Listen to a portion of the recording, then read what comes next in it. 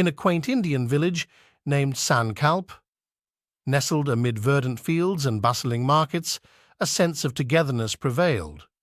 Despite facing numerous challenges, the villagers were bound by an unspoken pact to uplift each other. As the monsoon clouds loomed, anxiety gripped the villagers. Their only bridge connecting them to the outside world stood dilapidated. The impending rains threatened to isolate them, disrupting trade and access to essential resources. Amidst the concerns, a gathering convened at the village square. Elders, women, children, and men, everyone shared their worries, but also their determination to overcome the imminent challenge. Among them was Nisha, a young and spirited teacher who believed in the power of collective action.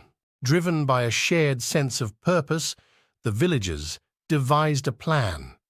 Each household contributed what they could. Some offered bamboo, others rope, and many lent their labor.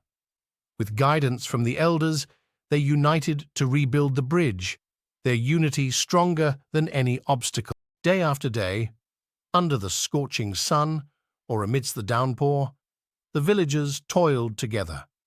Children handed tools, women carried supplies, and men constructed the bridge with unwavering determination. Their laughter and camaraderie echoed through the fields. Halfway through the reconstruction, a shortage of raw materials struck. Their resolve wavered, but Nisha stepped in, urging the villagers not to lose hope.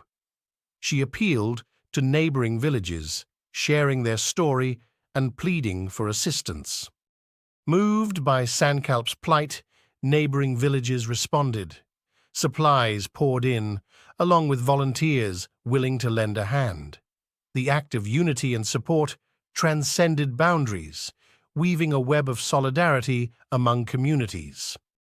With renewed vigor and strengthened by the support of their extended community, the villagers of Sankalp completed the bridge.